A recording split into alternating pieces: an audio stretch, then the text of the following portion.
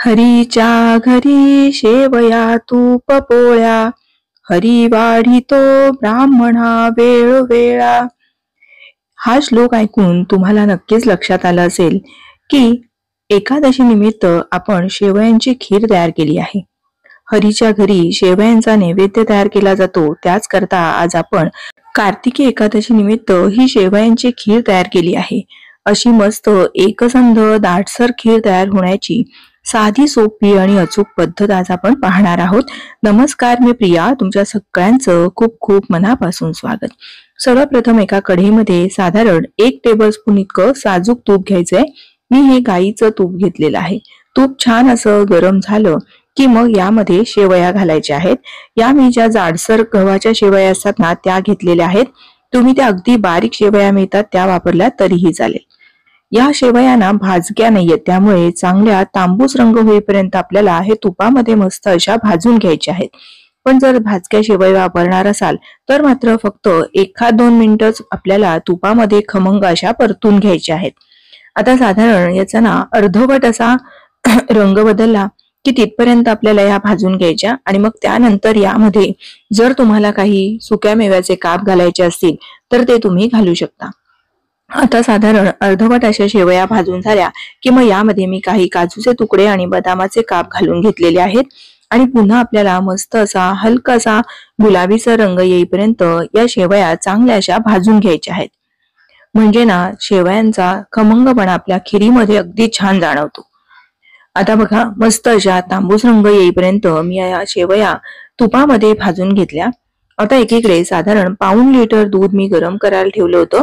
असं गरम गरम दूध जेव्हा शेवयांमध्ये घालतो त्यावेळेस शेवया मस्त अशा फुलल्या जातात आणि त्यामुळे खिरीला मस्त असा दाटसरपणा येतो. जर थंड दूध घातलं ना तर शेवया हव्यात अशा छान फुलल्या जात नाहीत. त्यामुळे या गरम अशा शेवयांमध्ये गरम गरम दूधच घालायचं आणि एकदा तळापासून हे असं चांगलं हलवून घ्यायचं आहे. म्हणजे तळाशी जर शेवया कुठे चिकटल्या असतील तर त्या अशा निघून येतील. व्यवस्थित हे असं तळापासून एकदा हलवून घ्यायचं आणि आता याला आपल्याला छान अशी उकळी येऊ द्यायची आहे. पण जर तुम्हाला यामध्ये स्वादासाठी थोडंसं केशर घालायचं असेल तर घालू शकता. मी साधारण चिमूटभर केशर यामध्ये घालणार आहे. याच्याने आपल्या खिरीला रंग स्वाद दोन्हीही अप्रतिम येतं, त्यामुळे चिमूटभर केशर घालणं पूर्णपणे ऐच्छिक आहे. आता हे आपल्याला चांगलं असं उकळू द्यायचं आहे.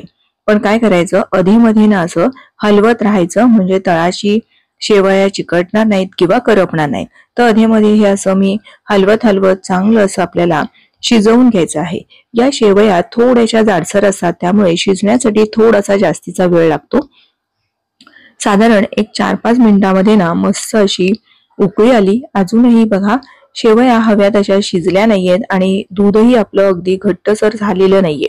त्यामुळे मध्यम आचेवर चांगलं आपल्याला ही खीर आणखीन शिजवून घ्यायची आहे. अधेमध्ये मात्र आपल्याला हे हलवत राहायचं आहे. बघा, पुन्हा 4-5 मिनिटांनंतर ही खीर थोडीशी आधीपेक्षा दाटसर झाली आहे आणि केशराचा रंग सुद्धा अगदी छान उतरला आहे. बऱ्यापैकी ही खीर अशी दाटसर झालेली आहे. 1.5 लिटर दुधाचं अर्धा लिटर दूध साधारण होतं. त्याचबरोबर शेवयांचं स्टार्च सुद्धा दुधामध्ये उतरतं, त्यामुळे शेवयांची खीर अगदी मस्त अशी दाटसर तयार होते. फुल फॅट क्रीम म्हशीचं दूध घेतलं की खीर मस्त दाटसर होते. आता इथे आपण 1/2 कप इतकी साखर घालणार आहोत, किंवा तुम्हाला कमी जर साखर घालायची असेल तर घालू शकता. तुम्ही तुमच्या आवडीप्रमाणे साखरेचं प्रमाण कमी किंवा अधिक केलं तरीही चालेल.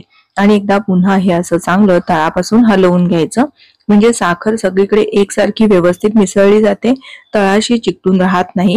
बघा, आता साखर घातल्यानंतर काय होतं, थोडंसं ही खीर पातळ दिसू शकते, कारण साखरेला पाणी सुटतं, त्यामुळे थोडंसं पातळ वाटण्याची शक्यता असते. तर आता काय करायचं, थोडंसं हे असं हलवायचं आणि आपल्याला ही खीर आणखीन 1-2-3 मिनिटं तरी पुन्हा चांगली उकळून घ्यायची आहे. ही चांगली अशी उकळायला लागली की साखरेला जे पाणी सुटतं त्याचा अंश कमी होतो आणि खीर आपली मस्त अशी दाटसर होते.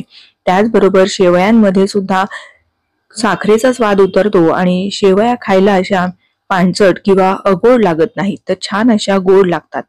बघा, पुन्हा आता मी मस्त अशी ही खीर साधारण 3-4 मिनिटं उकळू दिली. पण आता यावेळी साखर घातल्यानंतर अगदी लहान आचेवर चांगली अशी उकळी येऊ दिली. आता मी गॅस बंद केला आणि गॅस बंद केल्यानंतर मग आपल्याला यामध्ये पाव चमचा वेलची आणि जायफळाची पूड घालायची आहे आणि हे असं तळापासून चांगलं हलवून घ्यायचं. सगळ्यात शेवटी जेव्हा आपण वेलची जायफळ पूड घालतो त्यावेळेस तिचा स्वाद या खिरीमध्ये मस्त असा टिकून राहतो. एकदा हे असं चांगलं मिसळून घ्यायचं. आपली खीर बनवून तयार झालेली आहे. जशी ती थंड होत जाते ना तसा आणखीन अशी ती छान दाटसर तयार होते. आता आपण ही सर्व करूया. बघा, आधीपेक्षा थोडीशी खीर घट्टसर होत चालली आहे, कारण जसं वेळ जातो तशी ती खीर छान अशी दाटसर होते. या एकादशीला तुम्ही सुद्धा भगवान श्रीहरी विष्णूंना ही खीर अशी नैवेद्याला आवर्जून दाखवा आणि तुमचा अनुभव माझ्यासोबत शेअर करा. व्हिडिओ थोडा जरी आवडला असेल तर प्लीज एक लाईक करा. तुमच्या मैत्रिणींना आणि नातेवाईकांना जरूर शेअर करा. अशा छान छान प्रमाणबद्ध साध्या सोप्या रेसिपी पाहण्यासाठी प्रियाज किचनला सबस्क्राईब करा आणि बाजूला असलेलं बेल आयकॉन सुद्धा प्रेस करा. पुन्हा लवकरच भेटूया अशाच एखाद्या छानशा रेसिपीसह. धन्यवाद.